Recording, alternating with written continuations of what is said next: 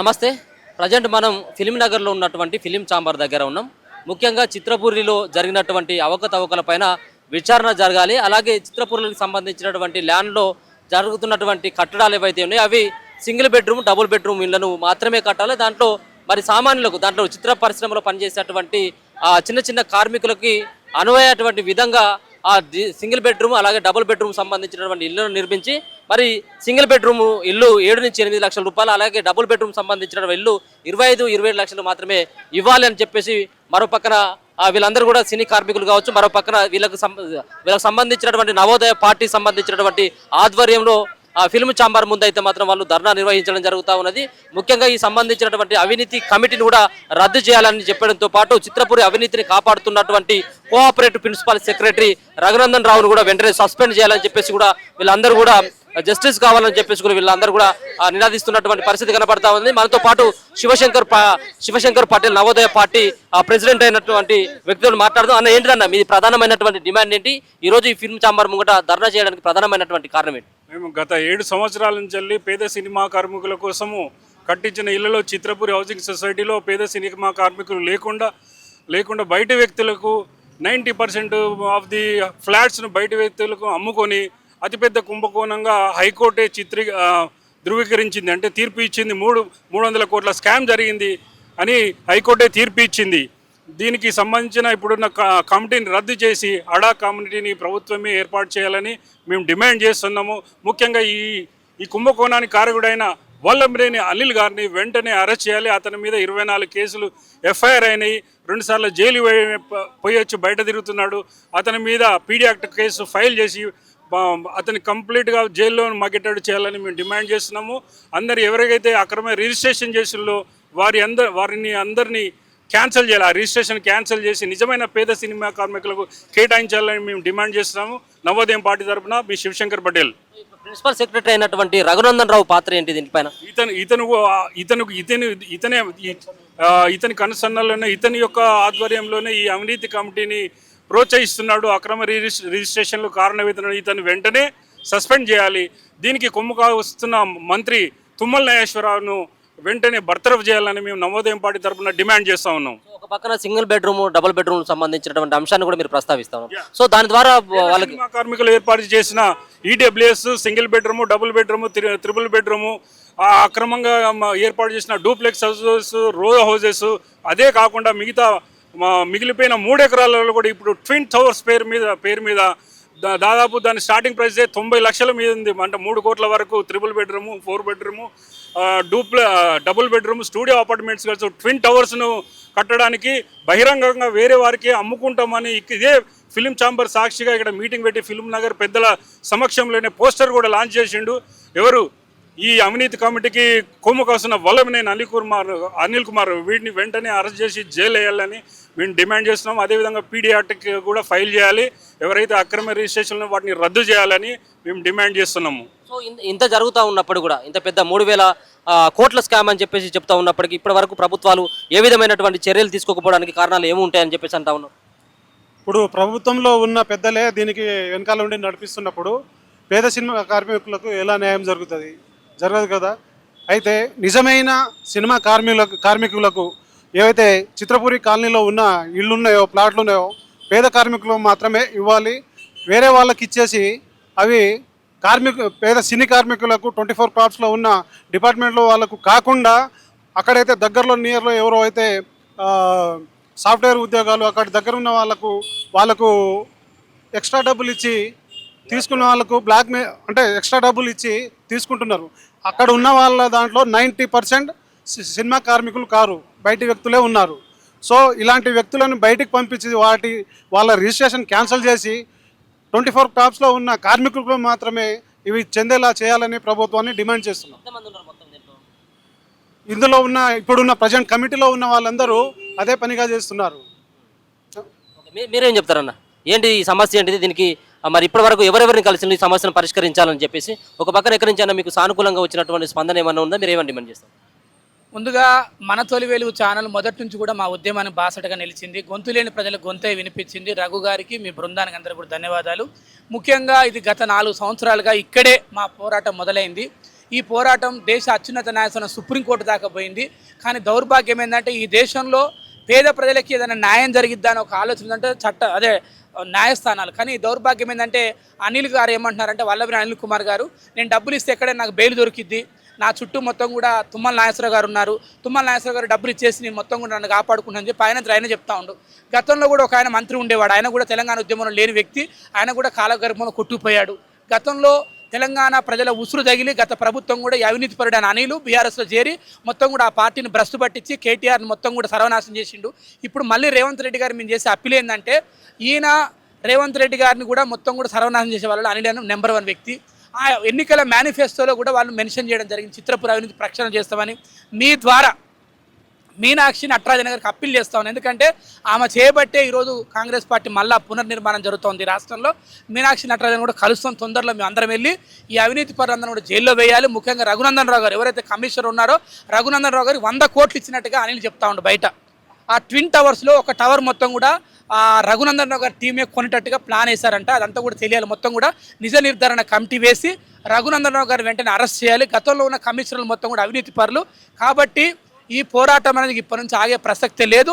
తొందరలో అన్ని రాజకీయ పార్టీలను కలుపుకొని చిత్రపూర్లో కూడా అఖిలపక్ష మీటింగ్ ఏర్పాటు చేస్తాం. గతంలో బట్టి విక్రమార్క గారు అసెంబ్లీలో మాట్లాడారు, సీతక్క గారు మాట్లాడారు. మొత్తం కూడా ప్రక్షాళన చేస్తామని చెప్పేసి కూడా ప్రజలకు న్యాయం చేస్తామని చెప్పారు. సినిమా కార్మికులకి మీ ద్వారా మళ్ళీ అప్పీల్ చేస్తూ ఉన్నాం. మీరు అధికారంలో రావడం కారణం పేద సినిమా కార్మికుల పోరాటం. దాదాపుగా ఆంధ్రజ్యోతిలో దాదాపుగా 6 నెలల పాటు రోజు ఆర్టికల్స్ వచ్చినాయి. వీటన్నిటి కూడా స్టడీ చేయాలి ఇప్పుడు. కాబట్టి ఈ అవినీతి పరుడు, ఈ దొంగ, ఈ కూనికోరు, అసలు సినిమాకు సంబంధించినటువంటి అనిల్ని వెంటనే శాశ్వతంగా జైల్లో వేయాలి.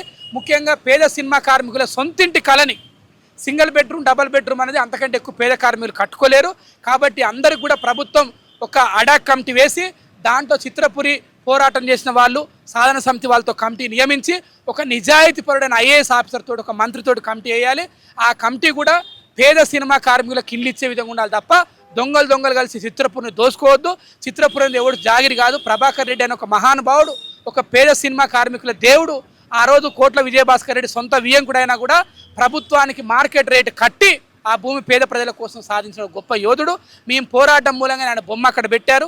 ఆయన జీవిత భాగస్వామిని కూడా చిత్తుగా ఎలక్షన్లో పోటీ చేపించి ఓడగొట్టారు. కాబట్టి ఇప్పుడు మళ్ళీ ఎలక్షన్ రాబోతున్నాయి కాబట్టి అనిల్ మొత్తం కూడా అన్ని వ్యవస్థను సర్వనాశనం చేశాడు, భ్రష్టు పట్టించాడు. కాబట్టి ఆయన మీద మనీ లాండరింగ్ కేసులున్నాయి, 26 కేసులున్నాయి. కాబట్టి వెంటనే ఆయనను శాశ్వతంగా పీడీ యాక్ట్ పెట్టి అరెస్ట్ చేసి జైల్లోనే ఉంచాలి. ఇలాంటి వాళ్ళు, ఇలాంటి సంఘ విద్రోహ శక్తుల్ని, ఇలాంటి దుర్మార్గుల్ని కనుక కర్మగాలు బయట వదిలిపెడితే ప్రజలు, యువత వీళ్ళని ఆదర్శంగా తీసుకొని మొత్తం ఇంకా భ్రష్టు పట్టే ప్రమాదం ఉంది.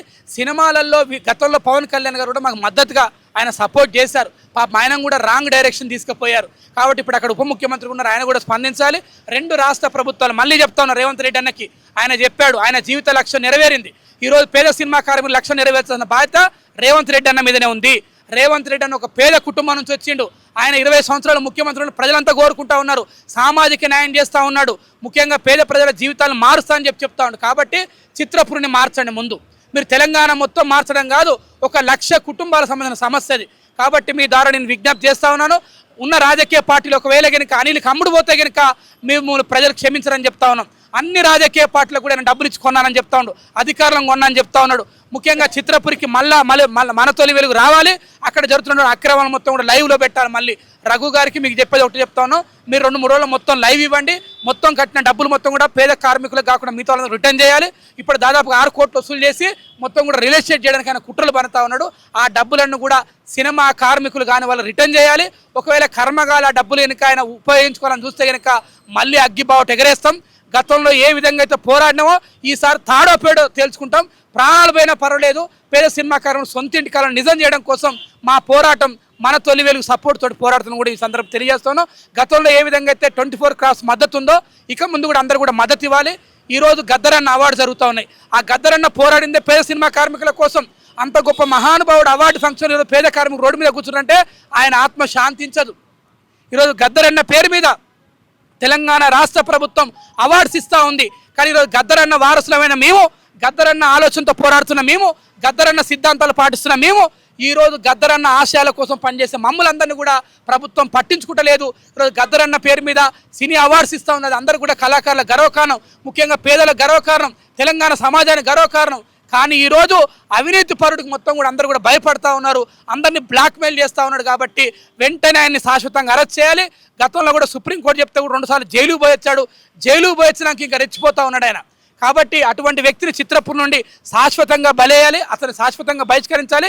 ఇటువంటి దుర్మార్గుని తెలంగాణ నుంచి మొత్తం కూడా శాశ్వతంగా బహిష్కరించాలి. లేకపోతే తెలంగాణ సమాజానికి పెద్ద ప్రమాదం ఉంది. ఒక ఆర్థిక తీవ్రవాది, ఒక ఆర్థిక నేరస్తుడు, ఒక ఆర్థిక కూలికోరిని మనం కర్మగాలి క్షమించి వదిలేస్తే రేపు తెలంగాణ మొత్తం కూడా తినేస్తారు. వీళ్ళు కొండలు గుట్టలు మొత్తం కూడా తినేసే ప్రమాదం ఉంది. కాబట్టి ఆ టిన్ టవర్స్ని వెంటనే కూడా అడ్డుకోవాలని కూడా ప్రభుత్వాన్ని విజ్ఞప్తి చేస్తూ ఉన్నాను.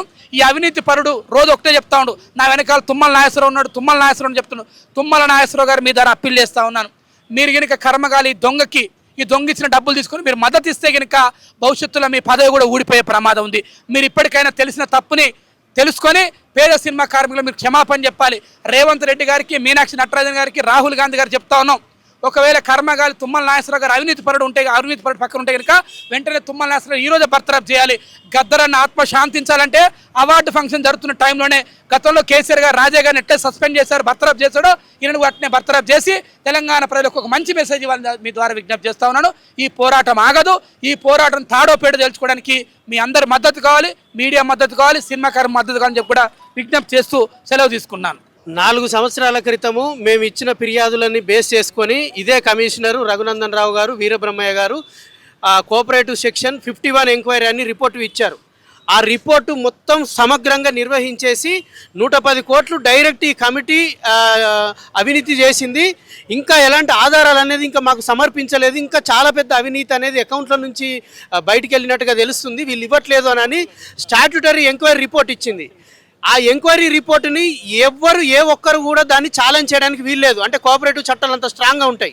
ఈ రఘునందన్ రావు ఏం చేశాడు, ఆ రిపోర్టును పట్టుకొని మిగిలిన 20 పాయింట్లను పక్కన పెట్టి కేవలము ఆ కాంట్రాక్టర్లకు అడ్వాన్సుల రూపంలో ఇచ్చిన ఆ 40 కోట్లు మాత్రం తీసుకొని సెక్షన్ 21AA కింద అనే ఒక లెటర్ ఇష్యూ చేస్తే సేమ్ డే రోజు వీళ్ళు వెళ్ళి ట్రిబ్యునల్లో వెళ్ళేసేసి స్టే తెచ్చుకున్నారు. ఈ ఏదైతే 21AA కింద ఉన్నదో ట్రిబ్యునల్ కూడా మన సెక్షన్ 11 ప్రకారంగా ఒకవేళ ట్రిబ్యునల్ కోర్టు అనేది స్టే ఇవ్వబడితే 50% డిపాజిట్ చేయాలి. అంటే 55 కోట్లు కోర్టులో డిపాజిట్ చేయాలి. ఇటు చట్టాలు కూడా అలాగే వీళ్ళకి వ్యతిరేకంగా పోరాడాల్సింది పోయి వాళ్ళకి మద్దతుగా నిలుస్తున్నాయి. ఇటు అధికారులు కూడా ఒక వ్యక్తి మీద 22 ఎఫ్ఐఆర్లు ఉంటే వాళ్ళు చేయాల్సింది ఏంటిది, ఇమ్మీడియట్గా వాళ్ళని పక్కన పెట్టాలి. ఈ 51 ఎంక్వైరీ రిపోర్ట్ తర్వాత 60 సర్చార్జ్ అనేది ప్రజెంట్ రోజారాణి గారి ఆధ్వర్యంలో జరుగుతుంది.